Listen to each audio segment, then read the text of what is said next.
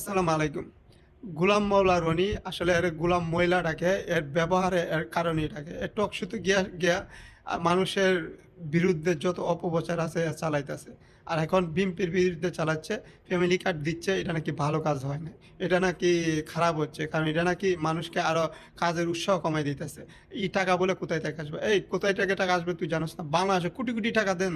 এর আগের গভর্নমেন্টগুলা লুটপাট কইরা খাইছে। তো এইটা ভালো ছিল? এখন মানুষের যাতে দুর্ভোগে না ভুগতে হয়, দুর্ভোগে না থাকে, তাদের ফ্যামিলিগুলা সচ্ছল থাকে, বিএনপি সরকার এটা চালু করছে তাদের জন্য। এটা কোনো যুবকের জন্য না। এটা একটা ফ্যামিলির কর্তা, যে কর্তা বলতে একটা মহিলাকে দিতেছে। তার বাচ্চার একটা ওষুধ লাগলে বা একটা স্কুলের কোনো কিছু টাকার প্রয়োজন পড়ে, এটা থেকে সে খরচ করবে। তো এটা তো ভালো কাজ করছে। এটা তো কোনো খারাপ উদ্দেশ্য নিয়ে করে নাই। এটা যদি যুবক ছেলেকে দিত বেকার, তাহলে এটা খারাপ কাজ হইতো।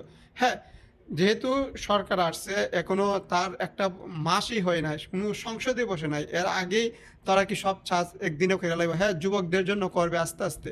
অপেক্ষা করতে হইব।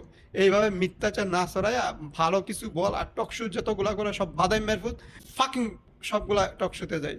টকশোর মাঝে কোনোদিন শুনলাম না বাংলাদেশে উন্নত হবে এমন ধরনের আইডিয়া নিয়ে মানুষকে শোনায় এই ধরনের গল্প। একটাও না। সবগুলো নিজের স্বার্থের জন্য যায়, আর একটার পিছনে খালি বদনাম করতে থাকে।